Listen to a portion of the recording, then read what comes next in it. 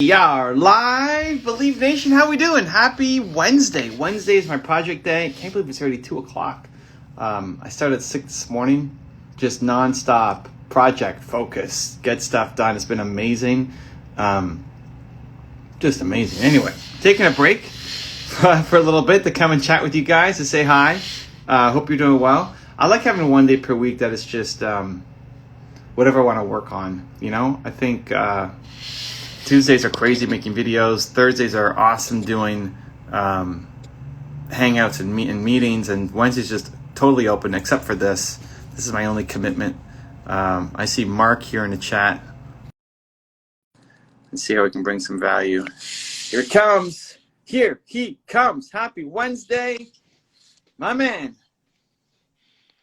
Evan, what is up? Thanks for having me, man. How are you? That's a setup. Look at that setup with the microphone and all that. I like it. Fancy.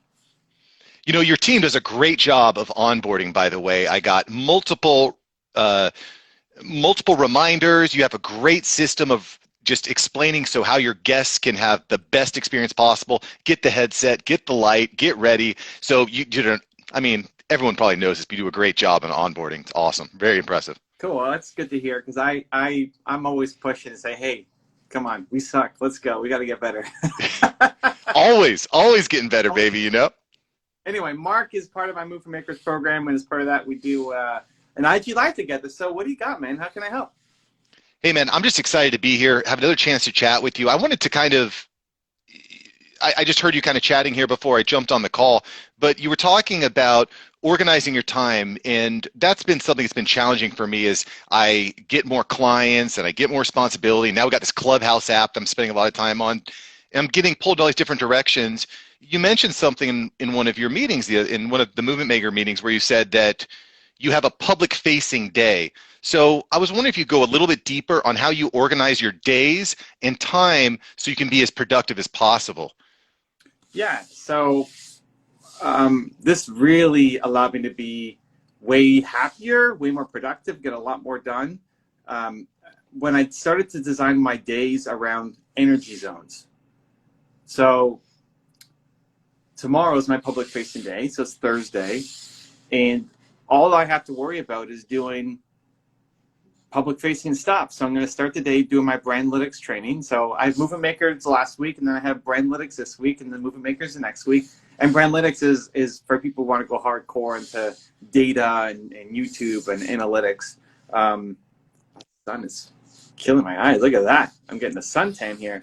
And then after that, I'm going to be doing interviews and podcasts and Skype calls, public facing stuff. And why I do that is because once you do it once, you get the energy. Keep going. Keep going. Hear me okay? Yeah, I can. I just, my headset. Good. Oh, I can't hear you. Can you hear me? We'll keep going.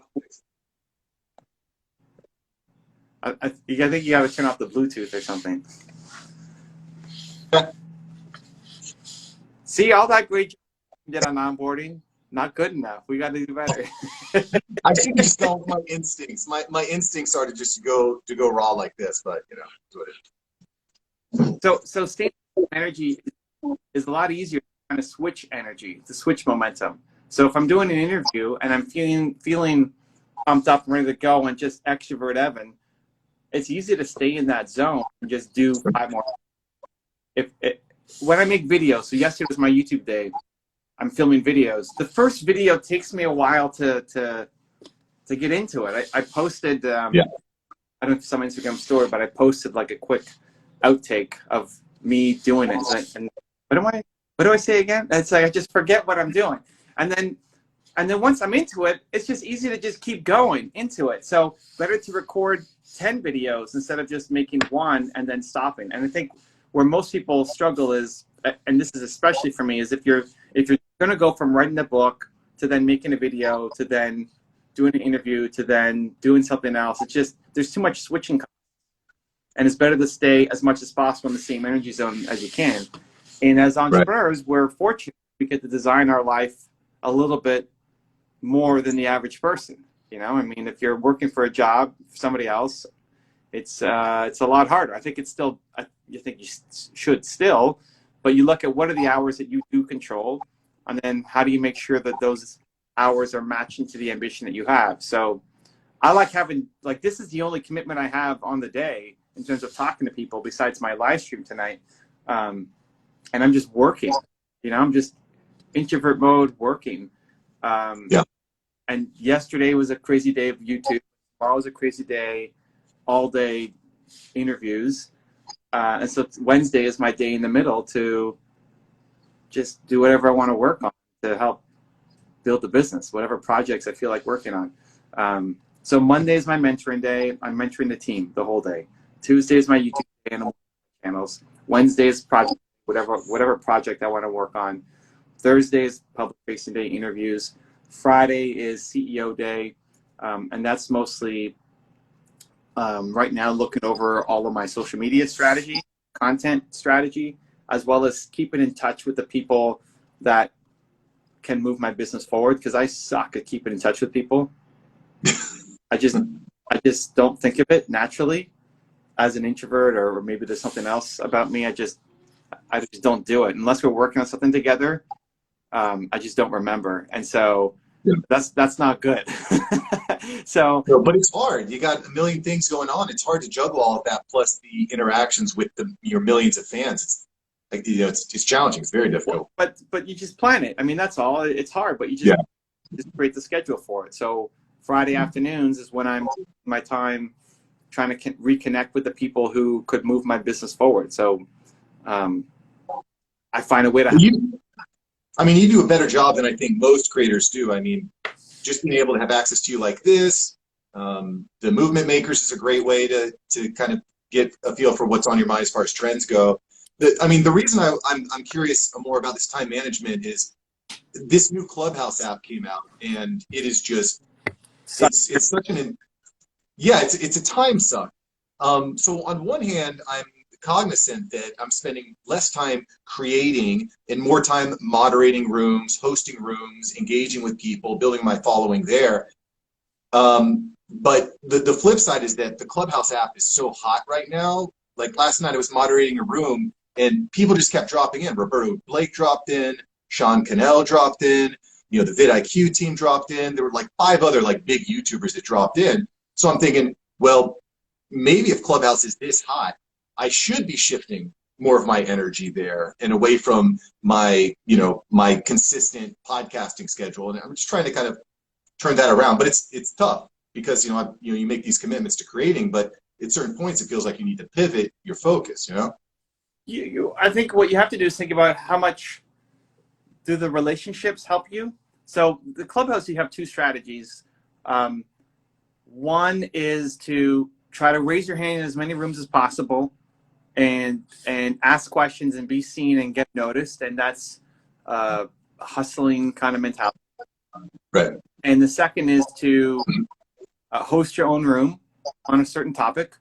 And if you called your thing YouTube ideas or YouTube strategies for 2021 or something like that, then anybody who that is on Clubhouse right now might join the room, and then it's being a host, right? So it's not you talking, it's you saying, hey, Roberto's here. Roberto, hey, tell us, right? And so you become the host, which is what could lead to a lot of biz dev. So you gotta think, are you getting, what's the results that you're getting out of Clubhouse? Because followers anywhere, who cares? So what's the results that you're getting? Yeah. And you now DM Sean, and will he recognize you because of it? And does that relationship mean something to you, right? And if yes, then spend more time there. And if no, then don't. A lot of people, I know people who have their iPhone and their iPad in different rooms. Just hope that they get called on, you know. I like that. Well, that's the problem. Like, if you go with that raising hand strategy, that could be a great way to get on a stage of 1,000 or 2,000 people. I mean, if you time it right and you're a little bit lucky. But when you raise your hand, then you're in that constant waiting mode. You're being very passive with your time, you know. And I like to be a little bit more intentional, be more proactive, which I've had an affinity towards hosting these rooms, hosting the YouTube room, hosting the podcast room, because then you can kind of control the flow. But it also takes more of a commitment because you're saying, okay, I'm going to set aside these 2 hours or this 3 hours. But I mean, the reality is it's leading to leads. It's leading towards growth of my network. So it seems like a good move. Just evaluate it, because when you're hosting, you're not sharing anything. You're not seen as the expert. You're not showing your love. Maybe a little back and forth, but you're basically, your job is to have people coming in and make them feel like you're shining the spotlight on them. Mm-hmm. So you may not get that many new customers for what you're doing, but does that relationship, because if you bring on whoever, Grant Cardone comes on your channel, right? He joins your thing.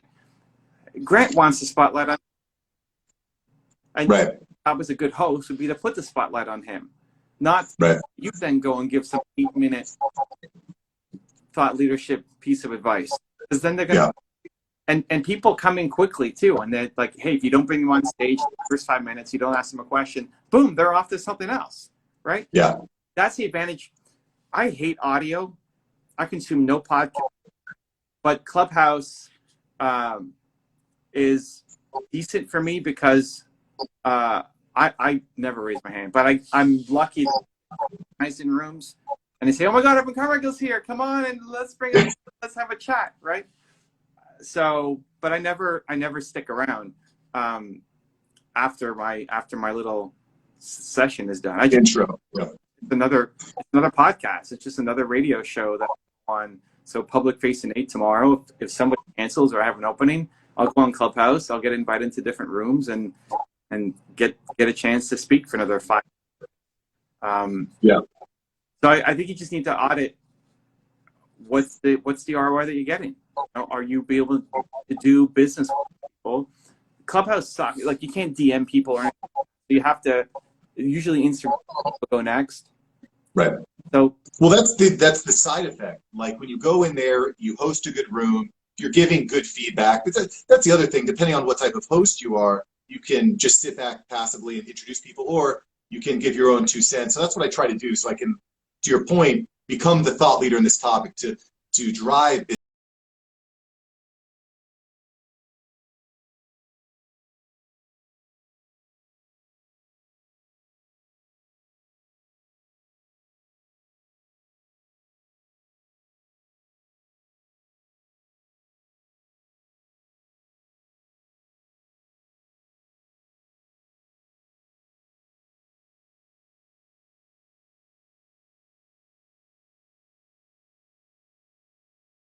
Right. I appreciate you. And then do they accept your connection? That becomes a test, because then they're not really in your network. Right. If they don't recognize who you are, they're not in connection.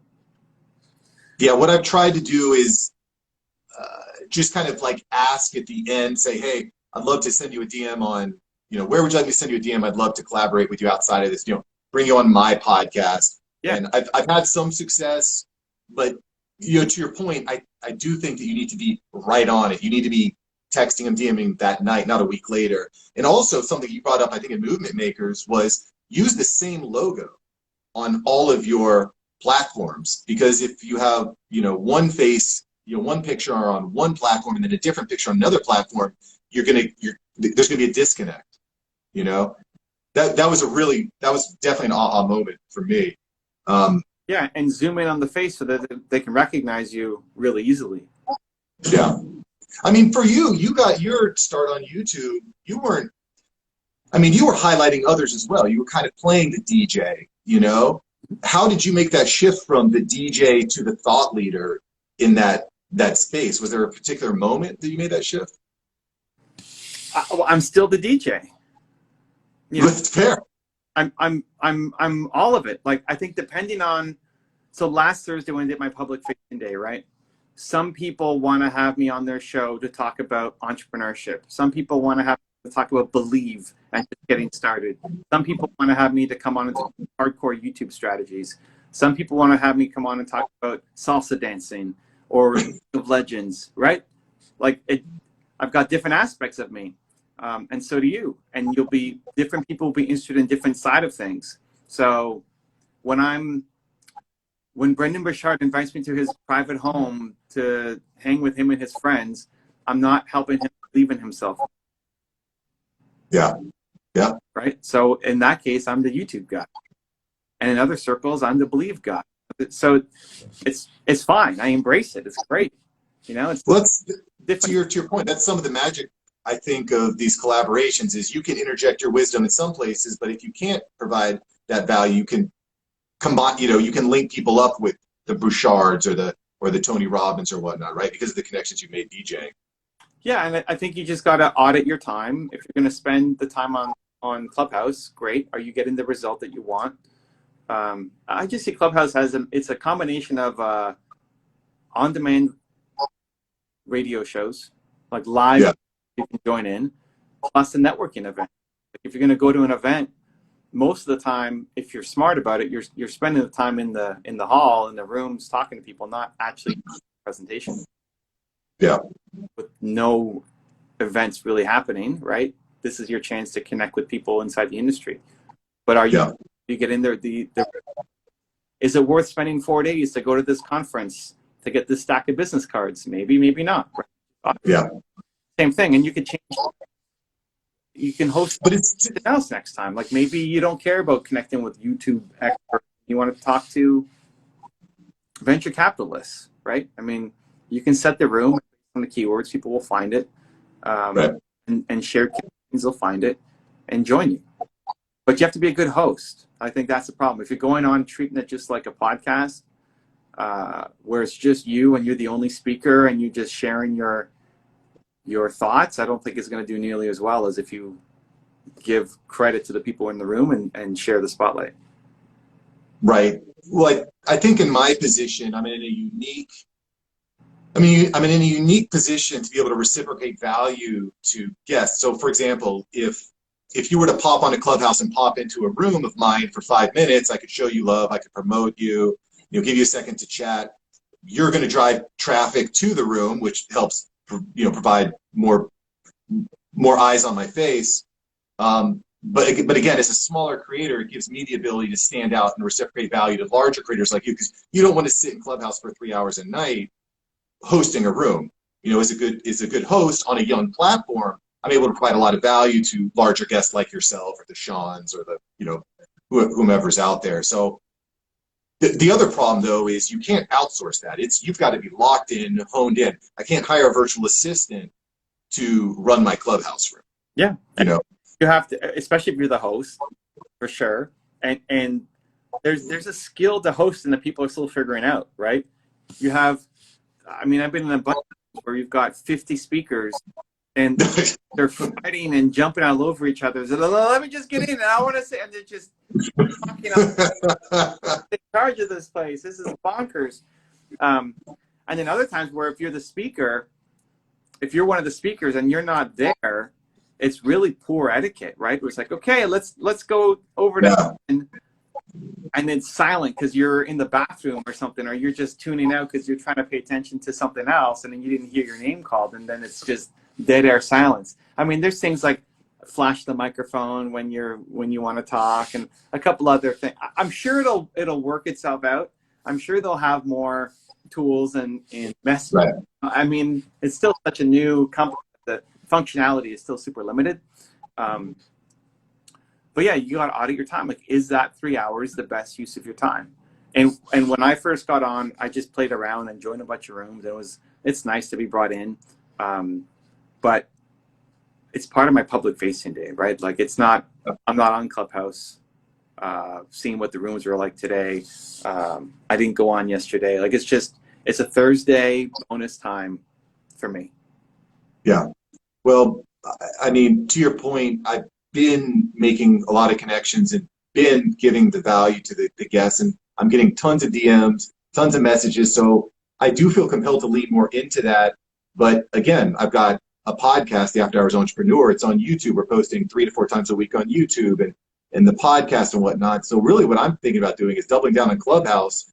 But in order to do that, I think I need to hire more team. I need more virtual assistants to help so I can outsource the stuff that is more manual, I mean, that's kind of where our head's at. And Clubhouse could be great biz dev for your podcast. Any great guest goes up, you say, hey, would you want to be on my podcast? And whatever, even if half of them say no, that still means half of them say yes. And you get some guests that might have been harder to reach out to normally.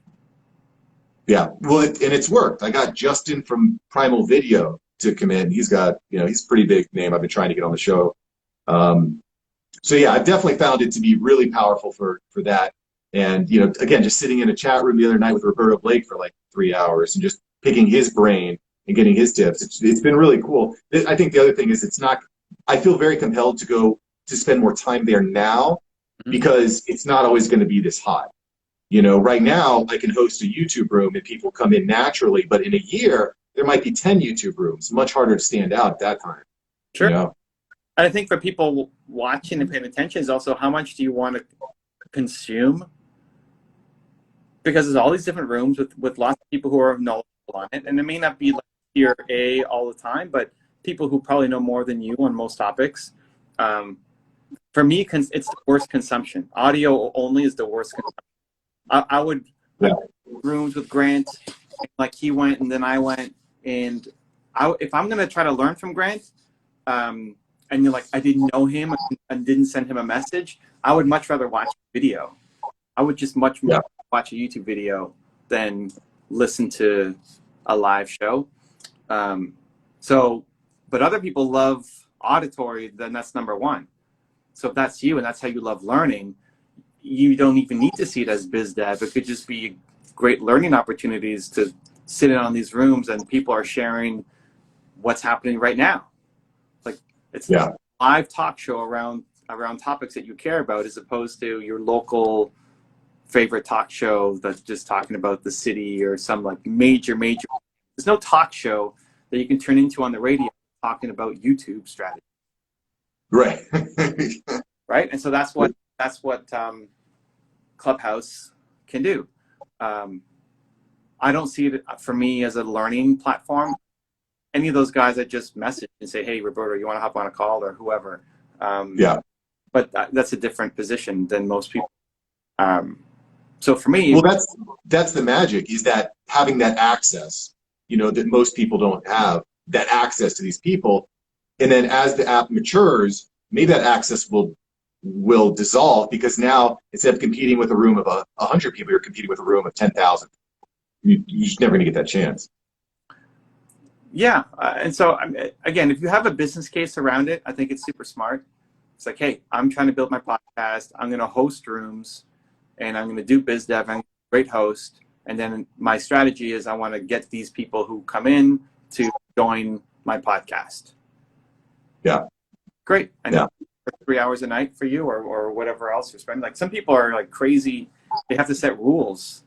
Like, okay, this one guy, super genius guy, who puts it on an iPad and puts it on Wi-Fi only and leaves it in his guest house that he goes to just to do Clubhouse, and he leaves it there and doesn't bring it back into his main house with him because he got just too addicted to it, waiting to be up on stage in the next room that goes out, right? Right. It's like a drug. You're right. It'll get you. Yeah. And it's tough too, especially when you're on stage, because you have to pay attention enough so that you know when you're being called on, but you're also it's kind of a mixture of this being passive in the app, but also being active at the same time in trying to be thoughtful about your time as well. Yeah, if you're a speaker, most people who get in aren't speakers. Most people are just listening. But yes, if you're a speaker, then yeah, you're going to get called on at any moment. There's really no etiquette or like rules yet, right? So they could be talking about something and they say, oh, hey, I'm Mark in the house. Mark, what's your morning routine? And then you're brushing your teeth or something, right? And you're like, whoa, hey guys. That's just how organic and raw it is right now. There's no button to say, hey, I'm ready to speak, or like, you know, Yeah. none of it. And so you're always, that's why it becomes addictive, is that you're always on edge, like waiting, because the next moment might be that time when you get called on, or you just want to jump in and share because you've been sitting there as a speaker for 8 minutes and haven't said anything yet, and you're wondering, the best room, should I join Mark's room instead of being in this stupid room where I'm not being called on? I'm gonna go, right? Yeah. So it's making some great connections, but it's also becoming a giant time suck for people, and I think you just got to measure the results. If you're getting great results and it's leading to business for you, then awesome, keep doing it. I think for most people selling stuff, I think it's great. I think it can be, for podcast guests, I think it's fantastic, or you get fantastic. I think for selling your products and services, I think if you're selling to A-listers, I think it's really hard. I think if you're selling to the level down, it could be great. There's a lot of thought leaders, a lot of influencers, a lot of people on it right now. Could be good biz dev. But again, just test it out, right? Like get in, test it out, go to a few rooms, see what it's like. Just play around with it before you judge it. It's easy for me to say, you know what, it's auditory. I hate auditory. I'm never going to go there because it's auditory. Like, well, let's play it. Let's see what it's like. Let's play with it. It's a very unique platform, and I'm definitely on board with everything you said, Evan, because the way that it plays out, the different add-ons that they add in, the different monetization. I mean, I can already see how like super chats can play in very, very smoothly. So to me, it's probably the most interesting app that's come out this year. Like TikTok kind of revolutionized the 15-second video. I think is going to revolutionize the way that, to your point, talk radio operates. But we'll see. We'll see how it goes. I think it's gonna take a big chunk out of podcasting. For people who Good. Story, I think now there's a big competition. It's like, should I listen to this person's podcast, or should I just go on Clubhouse and see what's happening live, and maybe I get a chance to join in? Like, I don't think it does anything to. I don't think it's anything to TikTok. I don't think it does anything to YouTube, Instagram. Maybe Instagram a little bit, just to kind of dopamine hit. But I think podcasting is vulnerable with Clubhouse. Like, I think every podcaster needs to be having a Clubhouse strategy if you're audio only. I think what podcasting did great was it's consumption, it's consumption when you want it.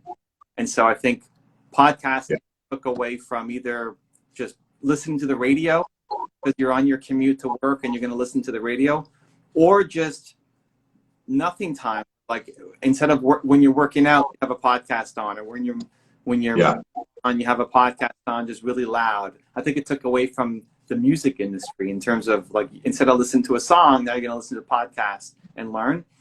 And I think Clubhouse has if it continues growing at that scale, has a chance to bite into the podcast market, where you may see your numbers start to drop on downloads because people are going to Clubhouse instead. So it's just like when YouTube, nobody's really challenged YouTube, but just like when Snapchat was challenging Instagram and Instagram copied them and everybody went back to Instagram, but there was a moment where Snapchat was eating a lot of Instagram's market share. I don't know who the YouTube killer is going to be, but I wouldn't be surprised if Clubhouse keeps going this way, that people start seeing their podcast numbers fall off. So you need to have a strategy for Clubhouse. Yeah, no, I think that's an interesting prediction. I think it's a great prediction. It's definitely a conversation that's being had. Great stuff, Evan. I really appreciate your insight, your input, and glad to be believing. I'm not sure which hand I'm supposed to do. Right hand going up to the left. That's what it is. There you go. Appreciate you, Mark. Thank you for the love. Happy Wednesday, man. You too, Evan. Be well, brother. Take care.